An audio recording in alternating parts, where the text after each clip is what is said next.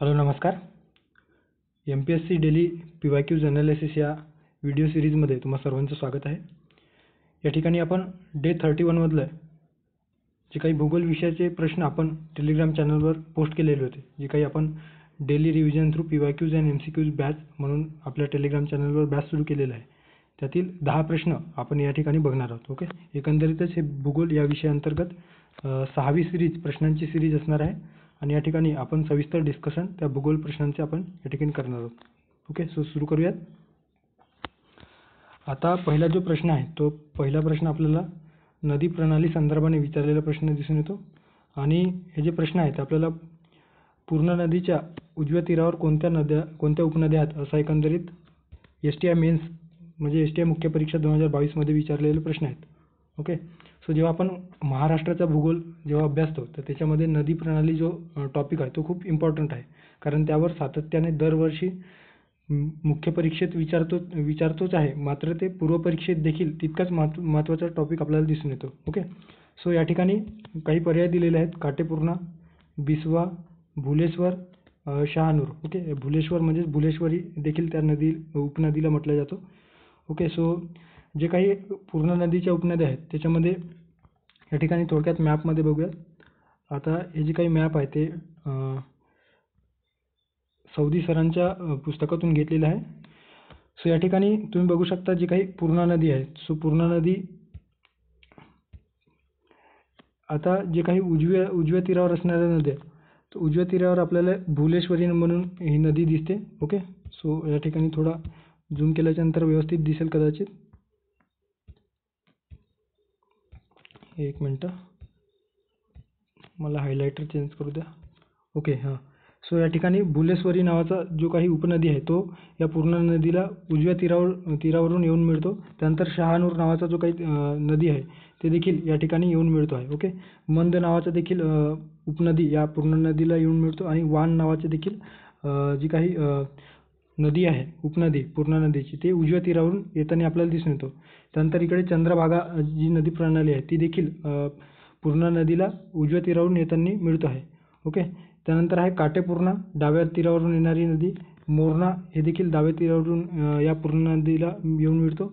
मन नावाची जी नदी आहे ते डाव्या तीरावरून येऊन मिळतो आणि बिस्वा नावाची जी नदी प्रणाली आहे ते देखील आपल्याला या डाव्या तीरावरून येऊन मिळतानाची दिसून येतो. ओके, सो अशा पद्धतीने या ठिकाणी चंद्रभागा उजव्या तीरावरून, भुलेश्वरी उजव्या तीरावरून, शहानूर उजव्या तीरावरून, मंद आणि वान हे या पूर्णा नदीला उजव्या तीरावरून येऊन मिळत आहेत. आणि डाव्या तीरावरून जर विचारलं तर काटेपूर्णा, त्यानंतर आहे मोरणा, मन आणि बिस्वा हे डाव्या तीरावरून येऊन मिळताना या पूर्णा नदीला दिसून येतो. ओके, सो या ठिकाणी योग्य पर्याय काय असणार आहे की उजव्या तीरावरून कोणत्या नद्या उपनद्या येऊन मिळतात. सो काटेपूर्णा येऊन मिळतो का, तर नाही, काटेपूर्णा डाव्या तीरावरून येऊन मिळतो आहे. ओके, त्यानंतर आहे बिस्वा देखील आपल्याला डाव्या तीरावरून येऊन मिळतो आहे. आता भुलेश्वरी आणि शहानूर आपल्याला उजव्या तीरावरून येऊन मिळताना दिसून येतो. ओके, सो क आणि ड या ठिकाणी क आणि ड जे पर्याय दिलेले आहेत किंवा विधान दिलेले आहेत ते योग्य असणार आहे आणि तसा पर्याय असणारा पर्याय क्रमांक 3 यात दिलेला आहे. ओके, सो या ठिकाणी तापी नदी संदर्भाने जी काही ॲडिशनल तापी पूर्णा खोरे आपण बघतो आहोत, तर तापी नदी संदर्भाने ॲडिशनल इन्फॉर्मेशन दिलेलं आहे. ओके, ते देखील आपण थोडक्यात बघूयात. सो तापी नदी एकंदरीतच या नदीचा उगम आपल्याला सातपुडा पर्वतरांगेतील मुलताई या तापी नदीचा उगम या ठिकाणी झाल्याचे दिसून येतो. ओके, एकंदरीतच जी काही मुलताई पर्वतरांग आहे सातपुडा पर्वतरांगामध्ये. ओके, सो या मुलताई या ठिकाणी या तापी नदीचा उगम आपल्याला झाल्याचे दिसून येतो आणि याच्या एकंदरीत जी काही लांबी आहे, एकूण लांबी आपल्याला 720 किलोमीटर आणि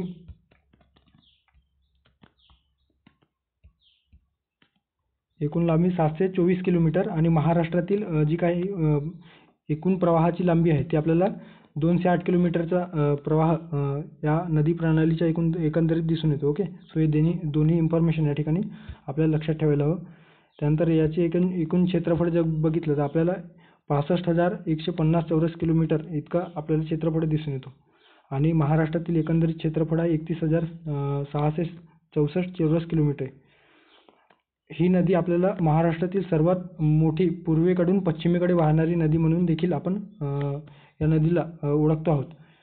सोबतच दक्षिणेस सातमाळा आणि अजिंठा डोंगरराळ आणि उत्तरेस सातपुडा यांच्या दरम्यान सखल भागातून ही नदी वाहत असते. ओके. एकंदरीतच खलदरीतून वाहणारी नदी आहे आणि यामुळे या नदी प्रणालीमुळे आपल्याला उत्तरेकडील जे काही सातपुडा पर्वतरांग आहे आणि दक्षिणेतील अजिंठा सातमाळा जो काही पर्वतरांग आहे ते वेगळे झाल्याचे देखील आपल्याला दिसून येतो. हे आपल्याला 3 राज्यातून मध्य प्रदेश, महाराष्ट्र आणि गुजरात या 3 राज्यातून वाहतानाचे दिसून येतो. एकंदरीतच महाराष्ट्रात जर विचार केला तर अमरावती, जळगाव, धुळे आणि नंदुरबार या 4 जिल्ह्यातून ही नदी वाहते. ओके. पूर्णा ही तापी नदीची मुख्य उपनदी आहे. ही आपल्याला विदर्भाच्या पश्चिम भागातून वाहताना दिसून येतो आहे. ओके. पश्चिम भागातून ही जी काही पूर्णा नदी आहे, जी आपण बघितलेलं आहे या मॅपच्या द्वारे, ते आपल्याला विदर्भातून जे काही अमरावती आहे, त्या अमरावतीवरून ती नदी वाहतानाची आपल्याला दिसून येतो. ओके. आता या पूर्णा नदीच्या जे काही उपनद्या आहेत, त्याच्यामध्ये या ठिकाणी आपण बघू शकता की अमरावती जिल्ह्यामध्ये पेंडी नावाची जी काही नदी आहे, शहानूर नदी, त्यानंतर भुलेश्वरी देखील त्या ठिकाणी, बोर्डी, त्यानंतर अकोला जिल्ह्यामध्ये उमा, काटेपूर्णा, लोणार, मोरणा अशा या पूर्णा नदीच्या उपनद्या आहेत. ओके. तापी नदीचे क्षेत्र जे बहुतांशी जे नदी प्रणाली आहे ते आपल्याला खलदरीतून वाहताना दिसून येतो. एकंदरीत ही खोल गडईतून या खलदरी म्हणजेच खोल गडईतून वाहते आणि याला खानदेशमध्ये खानदेश कन्या म्हणजे खानदेश कन्या देखील या नदीला म्हटलं जातं आहे. ओके. सो इतकं जे ॲडिशनल इन्फॉर्मेशन आहे ते तुम्ही लक्षात ठेवू शकता. परीक्षेच्या दृष्टीने खूप महत्त्वाची इन्फॉर्मेशन या ठिकाणी दिलेली आहे. पुढे जाऊयात. त्यानंतर पुढचा प्रश्न आहे एकंदरीत प्राकृतिक भारतावर ॲग्रिकल्चर पूर्वपरीक्षा 2017मध्ये विचारलेला प्रश्न आहे. हिमाद्री उत्तरेला सिंधू आणि ब्रह्मपुत्रा नदी खोऱ्यापलीकडे स्थित पर्वत शृंखलेला काय म्हणतात, अशा पद्धतीने या ठिकाणी प्रश्न विचारलेला आहे. ओके. सो हिमाद्रीची जी काही उत्तरेला सिंधू व पूर्वेकडे जी काही ब्रह्मपुत्रा नदी आहे त्या खोऱ्याच्या पलीकडे जी स्थित पर्वत शृंखला आहे त्याला काय म्हटलं जातं. ओके. सो जे काही ग्रेटर हिमालय आहे त्या ग्रेटर हिमालयालाच ट्रान्स हिमालय देखील म्हटलं जातं आहे. ओके. आणि या ट्रान्स हिमालयाच्या संदर्भाने या ठिकाणी बोललं जातं आहे. आता जे काही ग्रेटर हिमालय आहे, ओके, ग्रेटर हिमालय किंवा हिमाद्री, सो हे आपल्याला कुठं दिसून येतं तर ग्रेटर हिमालय, ज्याला हिमाद्री देखील म्हटलं जातं आहे. ओके. सो एकंदरीत जम्मू काश्मीरतील जे काही सिंधू खोरे आहे ते इकडे पूर्वे आसामपर्यंत आपल्याला याचा विस्तार दिसून येतो. आणि या ठिकाणी दिलेलं आहे की सर्वात अखंड पर्वतरांग म्हणून हे ग्रेटर हिमालयाचा उल्लेख करता येतो. याची सरासरी उंची साधारणतः 6000 मीटर आपल्याला दिसून येतो. जी काही हिमालयाचा जो मुख्य भाग आहे ते या पर्वत शिखराने जे काही शिखरे आहेत ते आपल्याला ग्रेनाइट या दगडांनी बनल्याचे आपल्याला दिसून येतो. ओके. याचा विस्तार एकंदरीत उत्तरेस सिंधू नदीपासून तर पूर्वेस ब्रह्मपुत्रा नदीपर्यंत झाल्याचे दिसून येतो. आणि बारमाही बर्फाच्छादित जे काही नद्या आहेत ते दिसून येतात आणि हिमनद्या देखील या ट्रान्स हिमालयावरून एकंदरीत ग्रेटर हिमालयावरून आपल्याला वाहतानाचे दिसून येतात. ओके.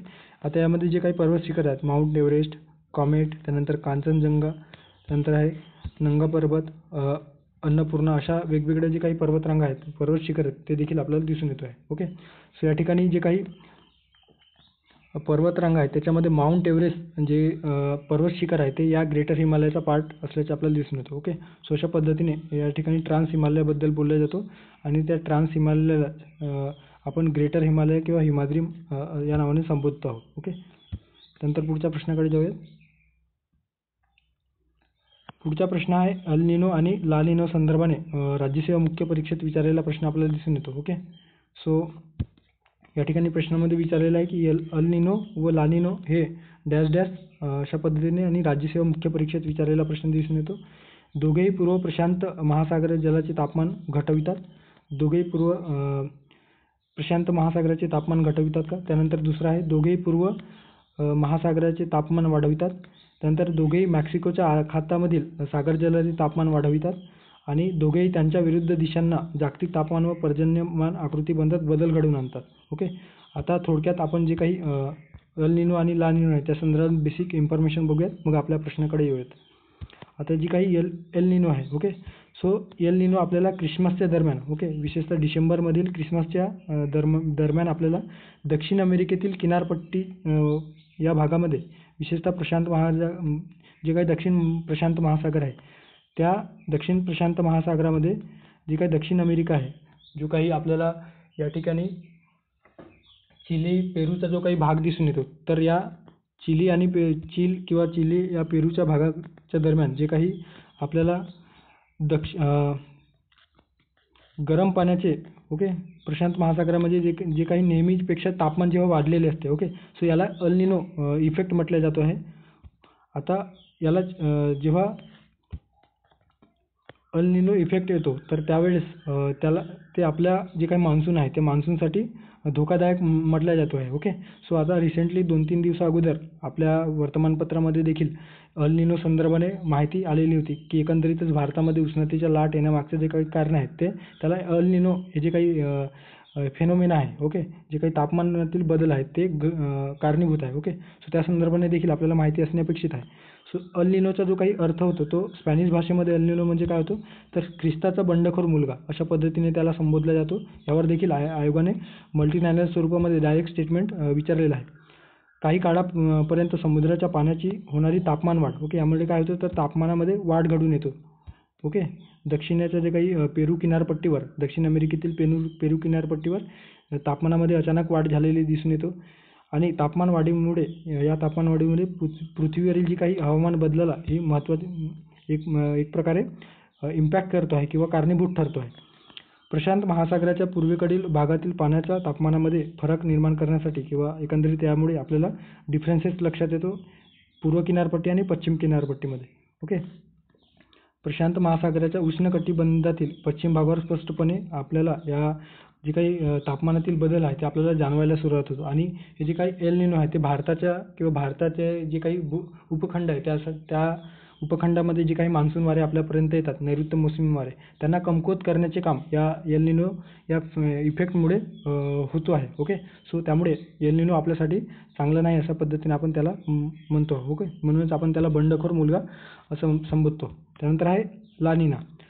आता ला निना एल निनोच्या अगदी विरुद्ध आहे.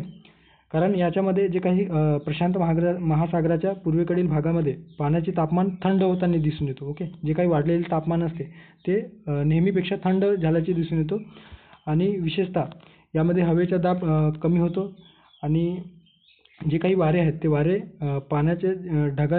पाण्याची वाफ ढगांच्या स्वरूपात वाहून आणण्याचे काम करतात आणि जी काही ते ढग असतात ते आपल्याला आपल्या भारताचा जो काही हिंदी महासागराचा जो पट्टा आहे त्या ठिकाणी साठी देखील एकंदरीतच ला निना अनुकूल ठरतो आहे आणि त्यातून पश्चिम भागात अतिवृष्टी देखील होतो आहे.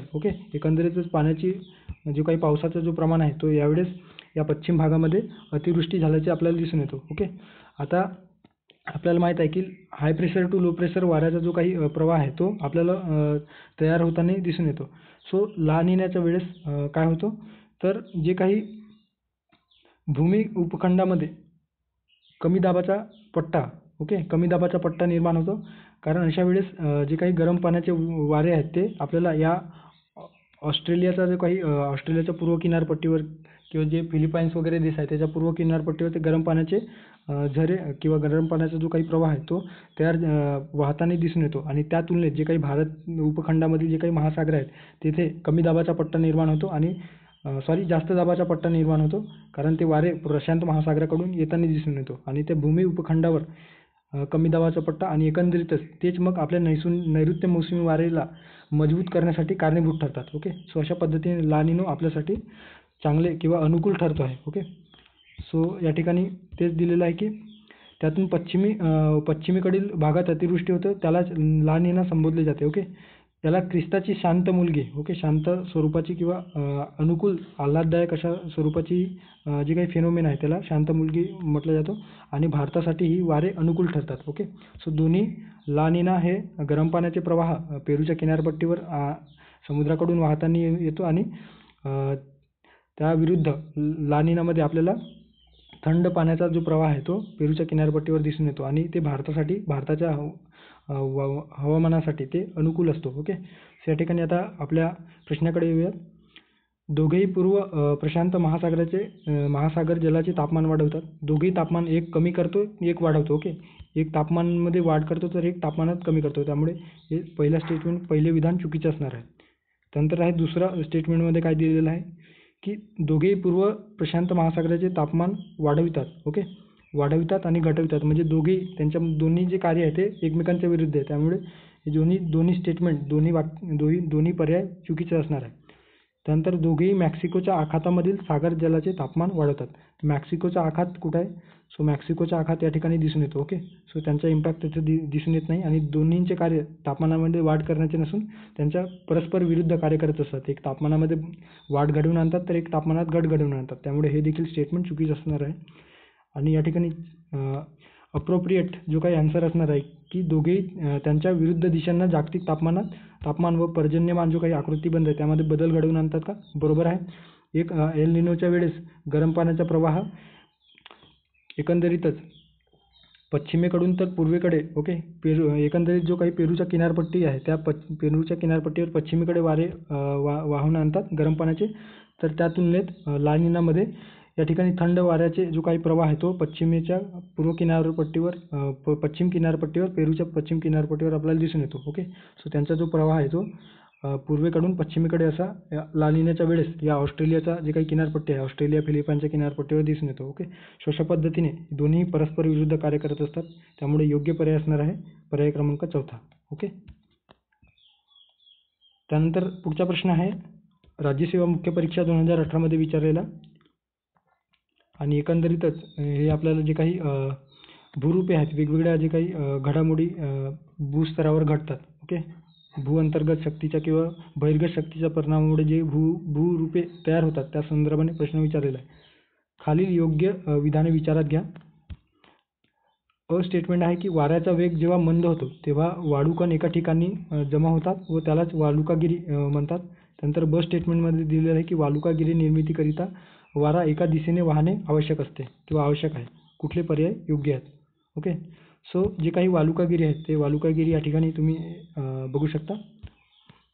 तुम्ही जेव्हा 9th क्लास किंवा 9वीचे जे स्टेट बोर्ड आहे, महाराष्ट्र स्टेट बोर्ड, त्याच्यामध्ये या संदर्भाने सविस्तर इन्फॉर्मेशन दिलेलं आहे. ओके, सो या ठिकाणी वाऱ्याचे जे काही वहन आहे ते अचानक मोठ्या आकाराचे कण कमी उंचीवरून कर्षणाद्वारे, म्हणजे एक प्रकारे काय तर जे काही वाऱ्याचा जो प्रवाह आहे त्या प्रवाहामुळे जे काही भूरूपामध्ये किंवा जमिनीवर जे कण असतात, ओके, सो ते कण एका ठिकाणाहून दुसऱ्या ठिकाणी वाहून नेण्याचे कार्य या वाऱ्याद्वारे होत असतात. ओके, आणि लहान कणाचे आकार मध्यम उंचीवर उत्परिवर्तन स्वरूपात एकाच दिशेने वाहून नेले जातात. म्हणजेच काय, उत्परिवर्तन स्वरूपात म्हणजेच काय तर ते अतिशय कमी वेगात त्या ठिकाणी नेऊन ते जे काही वाऱ्याचे कण असतात ते मध्यम उंचीवर गेल्याच्यानंतर त्यांचा जो वेग आहे तो मंदावतो आणि त्या ठिकाणी एका पर्टिक्युलर ठिकाणावर नेऊन ते साचले जातो. ओके, सो आणि त्या ठिकाणी जमा होतो. सो त्यालाच आपण वालुकागिरी असे आपण म्हणत असतो. ओके, सो मोठ्या प्रमाणात मोठ्या आकारांच्या अवसादांचे संचयन होतं. ओके, या ठिकाणी कशा पद्धतीने संचयन झालेलं आहे वारे वाहून. ओके, सो आणि वाळूच्या टेकड्या, ओके, वाळूच्या टेकड्या देखील निर्माण झाल्याचे आपल्याला दिसून येतो अशा पद्धतीने. सो यांना काय तर वालुकागिरी म्हटलं जातो आहे. ओके, त्यानंतर आहे वाळवंटी आणि कमी पावसाच्या प्रदेशात वाळूचे संचयन आपल्याला प्रामुख्याने दिसून येतो. त्यामुळे वैशिष्ट्यपूर्ण भूरूपांची निर्मिती देखील आपल्याला दिसून येतं. वाऱ्याचे जेव्हा आपण कार्य बघतो तेव्हा वाऱ्यांचे खनन कार्य आणि संचयन कार्यामध्ये हे जे काही भूरूपे आहेत ते निर्माण होताना दिसून येतो. सो वाऱ्याच्या संचयन कार्यामध्ये वाळूच्या टेकड्या, ज्याला आपण बारखान किंवा वालुकागिरी म्हणत असतो, त्यानंतर बारखान, सैफ, उर्मीचिन्हे, लोयस मैदाने अशा पद्धतीने जे भूरूपे आहेत ते निर्माण होताना दिसून येतात. ओके, आता या संदर्भाने तुम्हाला अधिक माहिती जाणून घेण्यासाठी किंवा माहिती जर अभ्यासायची असेल तर 9th क्लासमध्ये जे काही भूगोलाच्या संदर्भाने बहिर्गत जो त्या ठिकाणी दिलेला की बहिर्गत निर्मित जे काही शक्ती आहे त्या अंतर्गत निर्माण होणारी भूरूपे या चॅप्टरमध्ये तुम्हाला ते सविस्तर दिलेलं आहे. ओके, किंवा तुम्ही 11वीची जी स्टेट बोर्ड नवीन ते जरी अभ्यासले तर त्याच्यात देखील या विविध भूरूपे निर्माण कशा पद्धतीने होतात त्या संदर्भात देखील दिलेलं आहे. ओके, सो या ठिकाणी दोन्ही जी विधाने आहेत ते या ठिकाणी बरोबर आहे. एकाच दिशेने वाहने आवश्यक असते. ओके, एकाच दिशेने ते वाहून नेले जातात आणि एकंदरीत एका ठिकाणी त्या कणांचा जो काही अवसाद आहे ते संचयन होऊन वाळूच्या टेकड्यांची निर्मिती होते. त्यालाच आपण वालुकागिरी म्हणत असतो. ओके, सो पर्याय क्रमांक 3 दोन्ही बरोबर असणार आहे. त्यानंतर पुढच्या प्रश्नाकडे जाऊयात. आता या ठिकाणी जो प्रश्न आहे त्या प्रश्नात आपल्याला विचारण्यात आलेलं आहे की वेगनरचा खंडवहन सिद्धांत, ओके, भूखंडवहन सिद्धांत मांडणारे वेगनर, ओके, त्यांचा ऑल्फ्रेड वेगनर म्हटला जातो. सो डॅश डॅश या विषयाचे अभ्यासक होते, असा एकंदरीत राज्यसेवा मुख्य परीक्षा 2020 मध्ये विचारलेला प्रश्न आहे. भूगोलशास्त्र, जीवशास्त्र, भौतिकशास्त्र, भूगर्भशास्त्र, ओके. आता खरं तर आयोगाने हा प्रश्न कॅन्सल करायला पाहिजे होता, कारण सुरुवातीला जेव्हा जर्मन जीवशास्त्र म्हणून त्यांनी कार्य केल्याचे दिसून येतो, मात्र हळूहळू त्यांचा इंटरेस्ट एकंदरीत क्लायमेटोलॉजी आणि भूभौतिकशास्त्रामध्ये त्यांना रुची निर्माण झाली आणि अमेरिकेच्या विद्यापीठातून, ओके, एकंदरीतच अमेरिकेमधील जे एक विद्यापीठातून कोलंबिया विद्यापीठ आय थिंक, सो त्यामधून त्यांनी डिग्री या भूभौतिकशास्त्र आणि हवामानशास्त्रामध्ये त्यांनी प्राप्त केल्याचे दिसून येतो, ओके. सो या ठिकाणी जे काही पर्याय आहेत एक तर भूगर्भशास्त्र द्यायला पाहिजे किंवा दोन्ही अशा पद्धतीने द्यायला पाहिजे, ओके. सुरुवातीला ते जीवशास्त्रज्ञ होते, त्यामुळे या ठिकाणी योग्य पर्याय आयोगाने दुसरा पर्याय दिलेला आहे जीवशास्त्र, ओके. सो त्यांचा भूखंडवहन सिद्धांत खूप फेमस आहे, ते आपण NCERT मध्ये देखील वाचतो आहोत, ओके. डिसेंबर 1912 मध्ये त्यांनी अशा पद्धतीचा भूखंडवहन सिद्धांत मांडले, ज्यामध्ये जे काही आपले टेक्टॉनिक्स प्लेट आहेत, ओके, महासागरातील जे प्लेट आहेत, ज्यामुळे खंड एका ठिकाणाहून दुसऱ्या ठिकाणी कशा पद्धतीने वर्षानुवर्षे त्यांचा जो प्रवाह आहे तो एका बाजूकडून दुसरी बाजूकडे किंवा एका दिशेतून दुसऱ्या दिशेकडे कशा पद्धतीने सरकत गेल्याचे सिद्धांत त्यांनी स्पष्ट केलेला आहे, ओके. सो या ठिकाणी जीवशास्त्रज्ञ हे जे काही पर्याय आहे ते बरोबर आहे. माझ्या दृष्टीने हे दोन्ही द्यायला पाहिजे होतं, भूगोलशास्त्र, भूगर्भशास्त्र आणि जीवशास्त्र, ओके. सो पुढे जाऊयात. त्यानंतर आहे खालीलपैकी कोणती खिंड श्रीनगरला कारगिल लेहशी जोडते, असा एकंदरीत फॉरेस्ट मुख्य परीक्षा 2018 मध्ये विचारलेला प्रश्न आहे, ओके. सो दिफू खंड, खुंजेराव खिंड, जोजिला खिंड, लिकापानी खिंड, ओके. आता जी काही जोजिला खिंड आहे, ओके, जोजिला खिंड लडाखमधील हिमालयात वसलेला एक खिंड दिसून येतो आणि हे जे काही जोजिला खिंड आहे ते आपल्याला श्रीनगर आणि लेह या दोन शहरांना किंवा दोन ठिकाणांना जोडण्याचे दिसून येते, ओके. सो प्रश्नात देखील हेच विचारलेलं आहे की श्रीनगरला कारगिल व लेहशी कोणता खंड जोडतो, तर जोजिला पास आपल्याला या पासच्या माध्यमातून जे दोन ठिकाण आहेत ते जोडल्याचे दिसून येतो, ओके. सो पर्याय क्रमांक 3 योग्य पर्याय असणार आहे. त्यानंतर काही जे ॲडिशनल खंड या ठिकाणी खिंड, ओके, पासेस दिलेला आहे. नाथुला खिंड, ते नाथुला खिंड आपल्याला भारत चीन सीमेवर दिसून येतो आहे, ओके. नाथुला खिंड या ठिकाणी बघू शकता. भारत चीन विशेषतः सिक्कीम आणि जे काही तिबेट आहे त्यांना जोडण्याचे काम हे या खिंडीच्या माध्यमातून केले जात आहे आणि व्यापारी सीमांपैकी एक चौकी किंवा व्यापारी सीमा, दोन देशांदरम्यान व्यापारी सीमा असणारी एक महत्त्वाची खिंड म्हणून या नाथुला खिंडला ओळखलं जातं. त्यानंतर आहे सिपकिला, ओके. सिपकिला खिंड देखील विशेषतः हिमाचल प्रदेशचा जो काही भाग आहे किंवा जम्मू काश्मीरमधील जो काही लडाख रिजन आहे त्या लडाख रिजनमध्ये चीनला भारताशी जोडण्याचे काम या सिपकिला पासेसच्या माध्यमातून होतो आहे, ओके. हा महामार्ग आपल्याला एकंदरीत याच्या दरम्यान जो महामार्ग आहे तो हिमाचल प्रदेश तिबेटला जोडला गेल्याचे दिसून येतो, ओके. त्यानंतर आहे झेलेपला खिंड, ओके. झेलेपला पास जो आहे तो आपल्याला सिक्कीमची जी राजधानी आहे, ओके, सिक्कीमला तिबेटची राजधानी लासाशी, ओके, लासाशी जोडणारा जो महामार्ग या झेलेपला पासच्या माध्यमातून जातो आहे, ओके. त्यानंतर आहे बारालाचा जे काही खिंड आहे त्या बारालाचा आपल्याला मनाली ते लेह, ओके, मनाली ते लेह या दोन शहरांना किंवा दोन ठिकाणांना जोडल्याचे कार्य करतो आहे, ओके. सो या ठिकाणी मॅपमध्ये देखील दिलेला आहे जोजिला खिंड, ओके, जोजिला खिंड. त्यानंतर आहे सिपकिला, बारालाचा, इकडे नाथुला, सिपकिला, बोमडिला. सो अशा पद्धतीने वेगवेगळे खिंड आहेत ते आपल्याला माहिती असणे अपेक्षित आहे, ओके. पुढे जाऊयात. पुढचा प्रश्न आहे उत्तर भारतीय मैदानी प्रदेशात गाळाच्या संचयनाचा खालील कोणता क्रम उत्तरेकडून दक्षिणेकडे बरोबर आहे, अशा पद्धतीने प्रश्न विचारलेला आहे, ओके. एकंदरीतच जेव्हा हिमालयातून ज्या वेगवेगळ्या नदी प्रणाली उगम पावतात आणि त्या नदी प्रणालीच्या माध्यमातून वेगवेगळे गाळ किंवा त्यामुळे नदी प्रणालीच्या प्रवाहामुळे जे वेगवेगळे भूरूपे निर्माण होतात, तर त्यानुसार जे काही मैदानी प्रदेश निर्माण होतात तर त्या मैदानी प्रदेशांना कोणत्या नावाने संबोधतात किंवा त्यांचा एकंदरीत उत्तर ते दक्षिण क्रम कसा असतो, असा एकंदरीत या ठिकाणी प्रश्न विचारलेला आहे, ओके. सो जे काही उत्तर हिमालयन जे मैदानी प्रदेश आहेत त्यामध्ये आपल्याला भाबर मैदान, तराई मैदान, भांगर मैदान आणि खादर मैदान, ओके, या ठिकाणी मैदान झालेलं आहे. सो भाबर मैदान, तराई मैदान, भांगर मैदान आणि खादर मैदान. सो यांचा एकंदरीत उत्तर ते दक्षिण क्रम आपल्याला दिसून येतो आहे. ओके. भाबर मैदानामध्ये काय दिसतो तर शिवालिक टेकड्यांच्या अगदी पायथ्याशी दक्षिणेकडे जो मैदान आहे त्याला आपण भाबर मैदान या नावाने संबोधतो आहोत. ओके. आणि यामध्ये आपल्याला जे काही मैदानी प्रदेश जो आहे या भाबर मैदानामध्ये तर हिमालयातून जे काही नदी प्रवाहाचा उगम होतो आणि त्यासोबत जे काही दगडगोटे वाहून येतात तर ते दगडगोटे या प्रदेशामध्ये साचल्याचे दिसून येतो. ओके. आणि या दगडगोट्यांनी हे जे काही मैदान आहे ते तयार झाल्याचे दिसून येतो. कृषीसाठी प्रदेश अनुकूल नाही तर फक्त पशुपालनासाठी देखील या भाबर मैदानाचा वापर केला जातो आहे. ओके. त्यानंतर आहे तराई मैदान. तराई मैदान आपल्याला तराई याचा अर्थ ओला असा एकंदरीत शब्द होतो हिंदीमध्ये. आणि यामध्ये आपल्याला काय दिसून येतं तर या प्रदेशामध्ये हा जो प्रदेश आहे तो दलदलीचा प्रदेश आपल्याला दिसून येतो. ओके. एकंदरीत जे काही दगडगोटे आहेत ते त्यांचा निचरा होऊन भाबर मैदानामध्ये जो काही पाण्याचा जो प्रवाह आहे तो या तराईच्या माध्यमातून पुढे प्रवास करतो. ओके. आणि या ठिकाणी दलदलीचा जो प्रदेश आहे तो तयार झाल्याचे दिसून येतो. त्यानंतर आहे भांगर मैदान. ओके. आता भांगर म्हणजे जो काही जुना गाड आहे तर जुना गाडाचा प्रदेश म्हणून या भांगर मैदानाकडे बघितले जात आहे. ओके. सर्वसाधारणपणे भारतीय मैदानी प्रदेशातील सर्वाधिक उत्पादित असा हा प्रदेश म्हणून ओळखला जातो. ओके.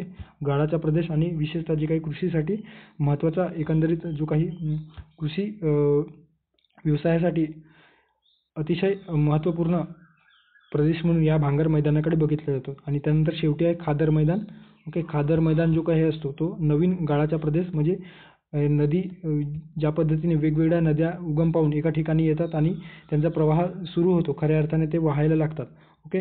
आणि वेगवेगळ्या उपनद्या तयार करतात. ओके. सो उपनद्यांच्या माध्यमातून हे जे काही जो प्रदेश तयार झालेला असतो तर त्या ठिकाणी नवीन गाळ आपल्याला दिसून येतो. ओके. आणि त्यालाच आपण खादर मैदान या पद्धतीने किंवा या नावाने संबोधतो आहोत. ओके. सो बरीचशी जी काही कृषी जी असते आपल्या भारताच्या उत्तर जे काही मैदानी प्रदेश आहेत त्या ठिकाणी तर या खादर मैदानामध्ये झाल्याचे दिसून येतो. ओके. सो या ठिकाणी जो एकंदरीत आपण या पिक्टोरियल मेमरीच्या स्वरूपात देखील आपण लक्षात ठेवायचे झालं तर भाबर, त्यानंतर तराई, नंतर भांगर, खादर. ओके. अशा पद्धतीने आपल्याला दिसून येतो. ओके. सो पुढे जाऊयात. सो या ठिकाणी जो योग्य पर्याय असणार आहे भाबर या ठिकाणी दिलेला नसल्यामुळे तराई, भांगर आणि खादर. ओके. पर्याय क्रमांक दुसरा या ठिकाणी योग्य पर्याय असं आपण म्हणू शकतो. त्यानंतर आहे पुढचा प्रश्न. आता MPSC मुख्य परीक्षामध्ये विचारलेला एकंदरीत प्रश्न आपल्याला दिसून येतो आहे. ओके. सो विधानांच्या स्वरूपात विचारलेला प्रश्न आहे. विधानात काय दिलेलं आहे की फिलिपाईन्सच्या किनाऱ्यावरील वादळांना टायफून्स म्हणतात. एकंदरीत जी काही चक्रीवादळे आहेत सो त्यांच्या वेगवेगळ्या महासागर किंवा वेगवेगळ्या प्रदेशामध्ये जगातील तर त्यांना वेगवेगळ्या नावाने संबोधले जातो. सो त्या अनुषंगाने हे प्रश्न आपल्याला विचारण्यात आलेला आहे. ओके. सो फिलिपाईन्सच्या किनाऱ्यावर जे काही चक्रीवादळ आहेत त्यांना टायफून्स म्हणतात. काय ब आहे जे स्टेटमेंट जे दिलेलं आहे त्याच्यामध्ये Victor, Katrina. Okay. Not Katrina, Katrina ही हरिकेन चक्रीवादळाची नावे आहेत. त्यानंतर आहे USAच्या फ्लोरिडा जे काही किनारपट्टी आहेत त्या किनाऱ्याजवळ निर्माण होणाऱ्या वादळांना टॉर्नॅडो म्हणतात. सो कुठले स्टेटमेंट बरोबर आहे. ओके. या ठिकाणी जे काही इन्फॉर्मेशन आहे ते बघूयात. अटलांटिक महासागर, कॅरेबियन समुद्र, मेक्सिकोचे आखात आणि उत्तर आणि मध्य जे काही पूर्व पॅसिफिक महासागर आहे. सो या उत्तर आणि पूर्व पॅसिफिक महासागरातील जे काही उष्णकटिबंधीय चक्रीवादळे आहेत. ओके. सो उष्णकटिबंधीय चक्रीवादळांसाठी यांना काय नावाने संबोधले जातो. सो हरिकेन या नावाने संबोधले जातो आहे. ओके. सो हरिकेन या ठिकाणी बघू शकता जे काही उत्तर अटलांटिक महासागर आहे, त्यानंतर आहे पॅसिफिक. ओके. पूर्व पॅसिफिक, मध्य पॅसिफिकच्या दरम्यान. सो या ठिकाणी जे काही प्रदेश आहे. ओके. कॅरेबियन समुद्र या ठिकाणी दिसून येतो. कॅरेबियन समुद्र उत्तर अमेरिकेच्या दक्षिणेकडील भागामध्ये मेक्सिकोचे आखात देखील या ठिकाणी आपल्याला दिसून येतो. सो या ठिकाणी काय नावाने संबोधले जातो तर हरिकेन या नावाने संबोधले जातो आहे. ओके. सो त्यानंतर आहे पश्चिम आणि वायव्य पॅसिफिक जे काही महासागरामध्ये किंवा महासागर प्रदेशामध्ये उष्णकटिबंधीय जे चक्रीवादळ असतात तर त्याला टायफून या नावाने संबोधले जातं. ओके. जेव्हा मध्य उत्तर पूर्व पॅसिफिक म्हटलं जाईल तर त्या ठिकाणी हरिकेन आणि पश्चिम आणि वायव्य पॅसिफिक महासागर या नावाने किंवा हा प्रदेश म्हटला जाईल तर त्या ठिकाणी टायफून. ओके. आता या ठिकाणी बघू शकता पश्चिम पॅसिफिक महासागर आणि जे काही वायव्य जो प्रांत आहे त्या ठिकाणी टायफून म्हटला जातो. आणि या ठिकाणीच आपल्याला काय दिसून येतं तर जे काही फिलिपाईन्सचा जो प्रदेश आहे. ओके. फिलिपाईन जो देश आहे तो या ठिकाणी वसल्याचे किंवा या ठिकाणी त्याच्या एकंदरीत लोकेशन दिसून येतो. सो फिलिपाईन्स या किनारपट्टीवर जे काही चक्रीवादळे धडकतात तर त्याला काय म्हटलं जातं आहे, तर टायफून म्हटलं जातं आहे. ओके. सो अ स्टेटमेंट या ठिकाणी योग्य असल्याचे आपण म्हणू शकतो. त्यानंतर आहे उत्तर हिंदी महासागरातील आणि इतर जे ठिकाणी विशेषतः उत्तर हिंदी महासागर आणि त्या जवळपासच्या प्रदेशामध्ये जे काही चक्रीवादळ आहेत त्यांना उष्णकटिबंधीय चक्रीवादळ किंवा त्यालाच आपण इंग्लिशमध्ये सायक्लोन या नावाने संबोधत असतो. ओके. सो हा सामान्य शब्द वापरला जातो. सो हे देखील लक्षात ठेवू शकता. आणि टॉर्नॅडो काय आहे, तर ज्या ठिकाणी म्हणजे टॉर्नॅडो हे हरिकेन्सचेच एक विध्वंसक रूप आपल्याला दिसून येतो. जेव्हा या हरिकेन चक्रीवादळाचे जे काही रूपांतर आहे ते विध्वंसक प्रणालीमध्ये किंवा विध्वंसक स्वरूपामध्ये त्याची रूपांतर होते. ओके. सो त्याला टॉर्नॅडो अशा पद्धतीने संबोधले जातो. ओके. आणि एकंदरीत जो काही फ्लोरिडाचा जो प्रांत आहे, ओके, सो फ्लोरिडा प्रांतामध्ये जे काही निर्माण होणाऱ्या चक्रीवादळांना टॉर्नॅडो, ओके, त्याला आधी सुरुवातीला हे हरिकेन्स असते, नंतर त्याच्यामध्ये म्युटेशन होऊन त्याला किंवा त्याच्यामध्ये विध्वंसता जास्त प्रमाणात ते झाल्याच्या नंतर त्याला टॉर्नॅडो म्हटलं जातो. ओके. सो या ठिकाणी तीनही जे स्टेटमेंट आहे, सो आणि या ठिकाणी विक्टर आणि कत्रिना अशा पद्धतीने दिलेलं आहे. हरिकेन चक्रीवादळाचे नावे आहेत ते देखील बरोबर आहेत. त्यांचे जे काही प्रकार आहेत त्या ठिकाणी निर्माण झालेले आहे. ओके. सो ते हरिकेन चक्रीवादळ ज्या पद्धतीने आपण आपल्या देशाच्या दरम्यान जे काही आपल्या भारतीय उपखंडामध्ये वेगवेगळे चक्रीवादळ वेगवेगळ्या देशांना येऊन धडकतात तर त्याला आपण मिचॉंग, त्यानंतर फनी, त्यानंतर आपण गुलाब अशा पद्धतीने नाव देतो. त्या पद्धतीने विक्टर आणि कत्रिना हे जे काही चक्रीवादळ आहेत तर त्यांना हरिकेन्स हे त्याचे उपप्रकार किंवा हरिकेन्स या चक्रीवादळाअंतर्गत येणारे त्यांना दिले गेलेले नाव आहे. ओके. सो या ठिकाणी योग्य पर्याय असणार आहे पर्याय क्रमांक 4 अ, ब आणि क बरोबर. ओके. पुढे जाऊयात.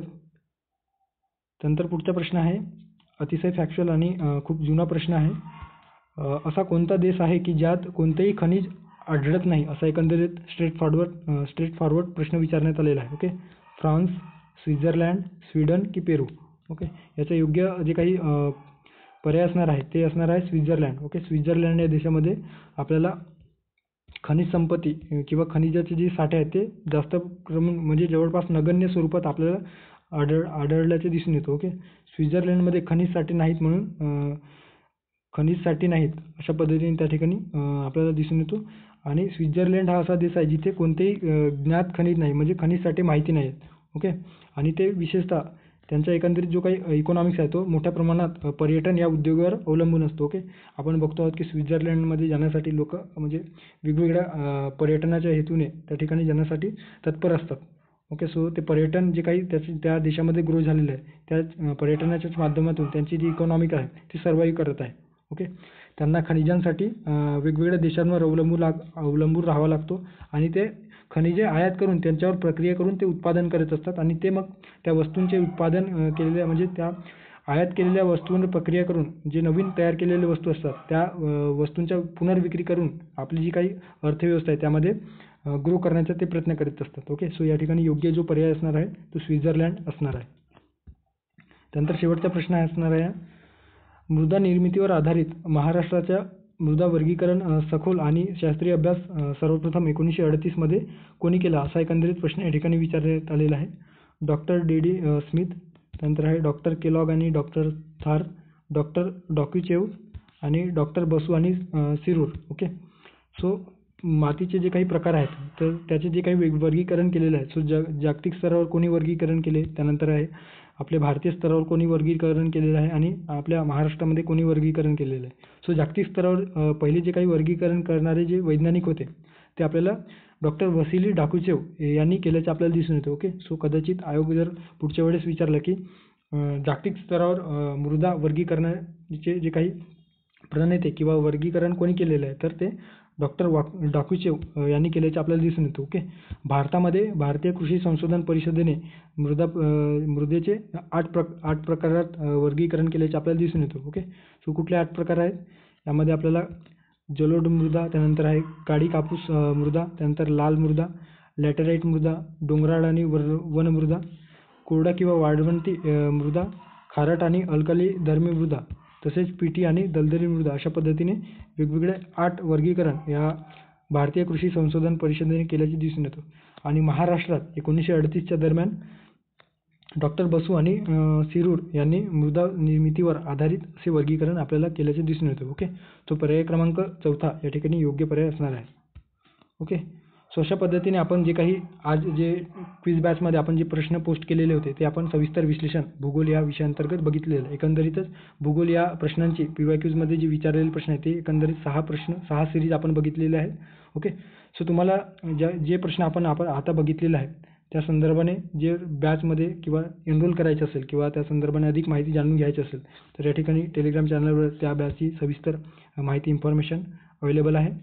तुम्ही या ठिकाणी देखील हे बॅच संदर्भाने माहिती अभ्यासू शकता. लावायची असेल तर नक्कीच टेलिग्राम चॅनलला व्हिजिट द्या.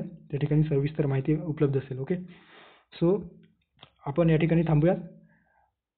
भेटूया पुढच्या व्हिडिओमध्ये. थँक्यू, धन्यवाद.